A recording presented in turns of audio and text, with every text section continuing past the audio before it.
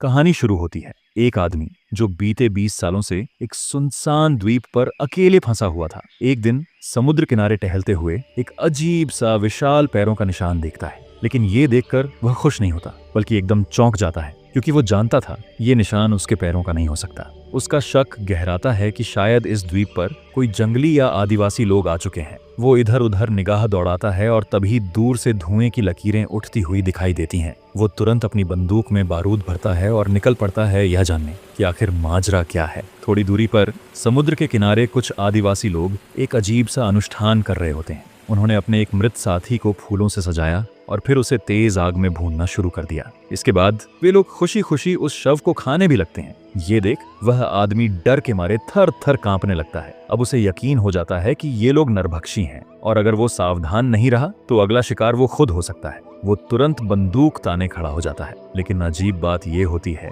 कि वो आदिवासी लोग उससे डरने के बजाय उसकी ओर हंसते हुए बढ़ने लगते हैं और जैसे उसे भी खाने में शामिल होने का न्योता दे रहे हों। मगर आदमी को ये बात समझ नहीं आती और वो सोचता है कि शायद अब ये उसे पकड़ने वाले हैं। उसके भीतर बैठी गौरवर्ण, श्रेष्ठता और नस्ल भेद की भावना उसे यह यकीन दिला देती है कि ये लोग खतरनाक हैं और अमानवीय हैं। और फिर बिना कुछ कहे वो एक गोली चला देता है। गोली की आवाज सुनकर बाकी आदिवासी घबरा जाते हैं और भागने लगते हैं। एक भागते भागते समंदर में कूदकर डूब जाता है और एक अन्य घायल हो जाता है। अब केवल एक अकेला आदिवासी युवक बचता है। वो भागने के बजाय खुद को लताओं से बांध लेता है और ऐसा दिखाता है जैसे वह खुद ही कैद में है और उसी के साथ ही उसे बलि देने वाले थे। वो आदमी जो अभी तक उसे दुश्मन मान रहा था, अब दया से भर उठता है। वह कहता है, मैं तुम्हें बचाने आया हूँ और तुम्हारी आत्मा को भी बचाऊंगा। इसके बाद वह युवक के साथ मिलकर मारे गए आदिवासियों के शवों को गड्ढे में दफनाता है। फिर अपनी बंदूक तान कर कहता है, अब तुम मेरे साथ चलोगे।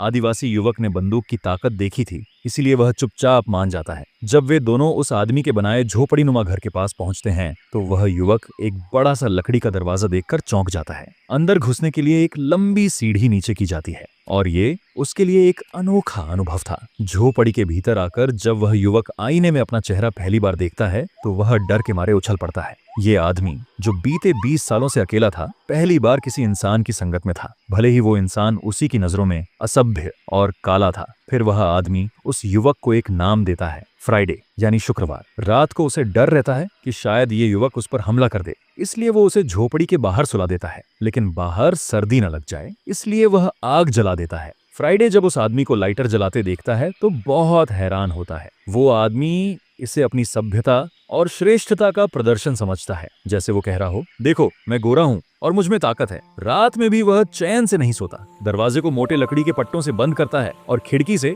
फ्राइडे पर बंदूक तान कर सोता है। उसे नहीं पता था कि एक दिन यही फ्राइडे उसे बिल्कुल बदल कर रख देगा। अगली सुबह वह आदमी फ्राइडे को अपना नौकर बनाने की ठानता है। वह उसे अपनी भाषा सिखाने लगता है और जोर डालता है कि वो उसे मास्टर यानी मालिक कहकर पुकारे। फ्राइडे बहुत समझदार निकला। उसे जो भी सिखाया गया वो जल्दी सीख गया। धीरे धीरे वह उसे शब्दों का उच्चारण, खेत में काम करना और हर सुबह झंडा फहराना भी सिखाता है। वह चाहता था कि फ्राइडे भी उसकी तरह ईश्वर में विश्वास करे, क्योंकि उसका मानना था कि भगवान ही सबका स्वामी है। लेकिन फ्राइडे ने एक बहुत अनोखा जवाब दिया। उसने कहा, अगर तुम्हारा भगवान इतना महान है और किसी ने उसे कभी नहीं देखा तो फिर वो भगवान कुछ भी हो सकता है। शायद वही बनाना केला भी हो सकता है जो तुम्हारे हाथ में है। ये सुनते ही आदमी गुस्से से पागल हो गया। उसे ये विचार बेहद गंदा और अपवित्र लगा और फिर वह फ्राइडे को पानी में बार बार डुबाने लगता है, जैसे उसके पापी विचारों को शुद्ध करना चाहता हो। इस वक्त फ्राइडे के मन में सिर्फ एक ख्याल चल रहा था, काश मैं इसे 2-4 झापड़ रसीद कर पाता। जीने के लिए मजबूरी इंसान से क्या क्या नहीं करवाती।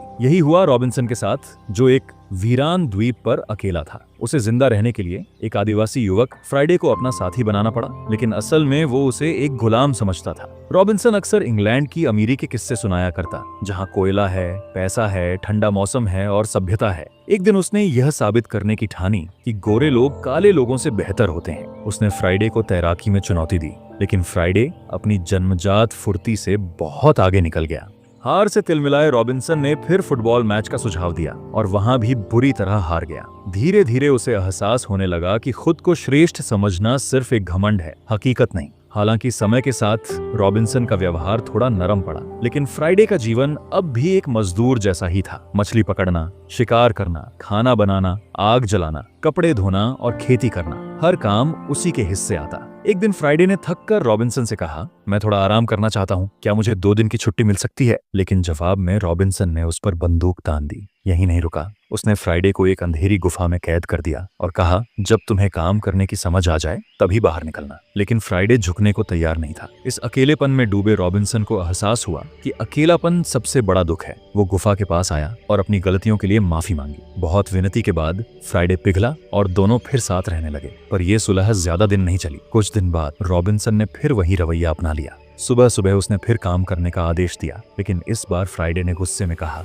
मैं तुम्हारा गुलाम नहीं हूँ। अगर तुमने मुझे फिर से मजबूर किया तो मुझे गोली मार देना। रॉबिन्सन को एक और चाल सूझी। उसने सोने के सिक्के निकालकर कहा, अगर तुम काम करोगे तो मैं तुम्हें हफ्ते की तनख्वाह दूंगा। तुम अब गुलाम नहीं, एक आजाद मजदूर हो। लेकिन फ्राइडे ने ठंडे मन से जवाब दिया, इन सिक्कों का इस द्वीप पर क्या काम? मुझे चाहिए चाय की केतली, आरी, कीलें और जरूरत की चीजें। इस पर रॉबिन्सन ने कहा, तुम अपने सिक्कों से इन चीजों को खरीद सकते हो, यहाँ तक कि पूरा घर भी, और हफ्ते में 1 दिन छुट्टी भी मिलेगी। इस समझौते पर फ्राइडे मान गया। अब वो काम में जी जान से लग गया। नाव बनाई, खेती की और रॉबिन्सन को खुश करने के लिए गाना गाया, नाचा भी। एक दिन जब फ्राइडे समुद्र की तरफ दूरबीन से देख रहा था तो उसके चेहरे का रंग उड़ गया। उसने देखा कुछ लोग नाव से इस द्वीप पर आ रहे हैं। वो गोरे थे और ब्रिटिश झंडा उनकी नाव पर लगा था। रॉबिन्सन बहुत खुश हुआ। उसे लगा अब वो इंग्लैंड लौट सकेगा। उसने दौड़कर उनका स्वागत किया और उन्हें खाना खिलाया। पर तभी फ्राइडे को शक हुआ। उसने देखा कि वे लोग असल में गुलामों के व्यापारी थे। जल्द ही रॉबिन्सन ने खुद 2 गोरे लोगों की बातों में ये सुना कि वे उसे पकड़कर मोरक्को में बेचने वाले हैं और उसकी कीमत है 50 पाउंड। ये सुनकर रॉबिन्सन के पैरों तले जमीन खिसक गई। उसने तुरंत बंदूक उठाई और एक को मार गिराया। दूसरा अभी बचा ही था कि फ्राइडे ने भाला फेंककर उसे भी मार डाला। दोनों जल्दी से बाकी व्यापारियों को मारने के लिए समुद्र किनारे पहुंचे, लेकिन तब तक वो सब भाग चुके थे। एक बार फिर रॉबिन्सन का बचने का सपना टूट गया। 2 महीने बीत गए। फ्राइडे ने मेहनत से एक नाव बनाई, लेकिन जैसे ही वो समंदर में उतरी, डूब गई। रॉबिन्सन ने फिर कोशिश की, इस बार ग्लाइडर बनाए, लेकिन वो भी नाकाम रहे। अब वो थक चुका था। उसने हार मान ली और फ्राइडे के साथ यही जीवन बिताने का फैसला किया। लेकिन एक दिन फ्राइडे ने बहुत सारे सोने के सिक्के रॉबिन्सन को देकर कहा, अब मैं इस घर को खरीद रहा हूँ। और वो घर की हर चीज देखने लगा। फिर अचानक उसने बंदूक उठाई, क्योंकि उसे समझ आ चुका था कि चाहे वो साथ में 5 साल रह चुके हों, लेकिन रॉबिन्सन कभी भी उसे एक बराबरी का इंसान नहीं समझा। अब रॉबिन्सन वही बना जो कभी फ्राइडे था, एक नौकर, और फ्राइडे वही बन गया जो रॉबिन्सन पहले था, मालिक। रॉबिन्सन से वही सारे काम करवाए गए जैसे उसने पहले फ्राइडे से करवाए थे, और अब अगर वो मना करता तो बंदूक सामने रख दी जाती। आखिरकार वो दिन भी आया जब रॉबिन्सन की आत्मा टूट चुकी थी। वो एक शाम समंदर किनारे चुपचाप बैठा था और उधर फ्राइडे एक नई नाव बनाकर वापस अपने कबीले लौट गया। वीडियो अच्छा लगा लाइक करें और सब्सक्राइब जरूर कर लें।